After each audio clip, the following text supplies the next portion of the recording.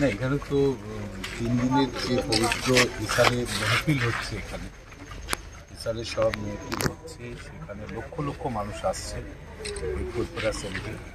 ফুরফুরা শরীফ হচ্ছে ভারতবর্ষের মধ্যে দ্বিতীয় বৃহত্তম তীর্থক্ষেত্র মুসলিম সম্প্রদায়, এবং শুধু মুসলিম সম্প্রদায় নয়, এই ফুরফুরা শরীফের প্রতি আমাদেরও, আমরা যারা হিন্দু তাদেরও শ্রদ্ধা রয়েছে, ভালোবাসা রয়েছে।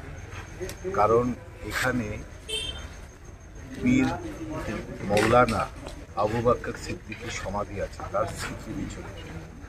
তারপর আপনি দেখতে পাচ্ছেন হোসেন বুখারী গাজী মাজার শরীফ, মানে আরও পুরো 900 বছর আগে একটা নতুন সভ্যতা এখানে তৈরি হয়েছে।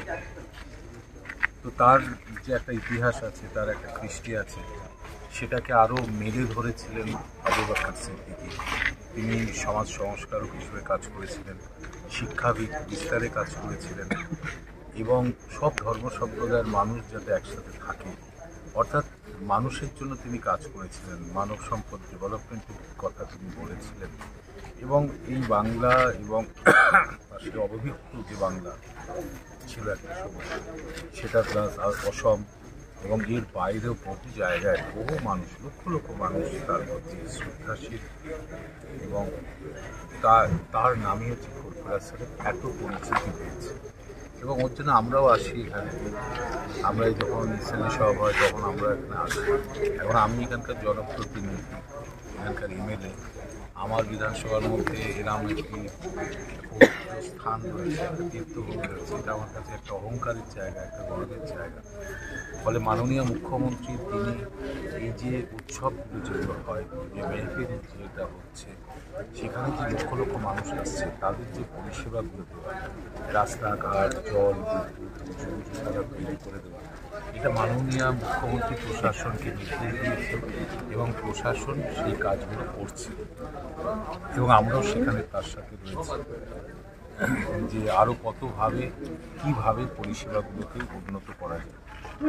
কিছু কিছু জায়গায় এখনও খামতি রয়েছে, আমি সেটা খেয়াল করেছি। সেটা আগামী দিনে যাতে পূরণ করা যায় সেই চেষ্টা অবশ্যই থাকবে, যে যাতে কোনো মানুষই এখানে এসে তিনি এখানে দোয়া চাইতে আসবেন, আশীর্বাদ চাইতে আসবেন, মনের আত্মার শান্তির জন্য আসবেন, এবং আবার সুস্থভাবে তিনি তার জায়গায় ফিরে যাবেন। এই যে সময়কালটা, সেই সময়কালটা সব রকম সরকারি পরিষেবা যাতে পায়, সেটা নিশ্চিত করা হচ্ছে আমাদের কাজ। ফলে প্রতিদিন আমরা যেটা করি, আমরা প্রতিদিন নিজেদের উন্নত করার চেষ্টা করি। আমরা কোনো যে ভুল থাকে, ত্রুটি থাকে, খামতি থাকে, সেটা আমরা দূর করে আবার এগিয়ে যেতে চাই, এবং যদি চাই তাহলেই কিন্তু আমরা উন্নত করব। তেমনি প্রশাসনিক কাজকর্মের মধ্যে এখনও অনেক কিছু বাকি আছে, সেইগুলো পূরণ করতে হবে আমাদের, এবং সেইগুলো দেখছি, অনেক চোখে পড়ছে। আগামী দিনে সেগুলো পূরণ নিশ্চিত করবো। দাদা, সন্ধ্যা থেকে ঘুরছেন, আর রাত 3টে পার হয়ে গিয়েছে। পীরজাদাদের এবং পীরসাহেবদের থেকে ভালোবাসা কেমন পেলেন? না, এটা ভালোবাসা তো অবশ্যই, ভালোবাসা আমার প্রতি আশীর্বাদ সবটাই তাদের আছে, এবং সেটাই আমার কাজ করার শক্তি। আর এই যে এত মানুষ রয়েছে, সারা রাজ্যেরই সবাই রয়েছে, আর আমরাও যারা রাজনীতি করে আমাদের এটা অভ্যেস পড়ে যে আমাদের তো স্বাভাবিকভাবে জীবন কাটে না, মানে প্রচুর লড়াইয়ের মধ্যে দিয়ে মমতা বন্দ্যোপাধ্যায়কে যেতে হয়েছে, তার সঙ্গে আমাদেরও যেতে হয়েছে। রাত দিন আমাদের কোনো পার্থক্য থাকে না, ফলে এটা অভ্যেস। আমি এই গঙ্গাসাগরেও যখন ছিলাম, ওখানে একটা মেলা হয়েছিল, সেখানেও প্রায় সারা রাত ধরে আমরা কয়েক ঘন্টা বোধহয় ঘুমোতে পারি, এভাবে ঘুরতে হয়েছে যে কোথাও কোনো সমস্যা হলে। ওখানে বিষয়টা হচ্ছে, ওখানে একটা প্রতিকূল ভৌগোলিক অবস্থান বলে আমাদের অনেক কিছু সতর্ক থাকতে হয়েছে। কিন্তু ফুরফুরার যেটা হচ্ছে, ফুরফুরা হচ্ছে একটা অর্গানাইজড জায়গা।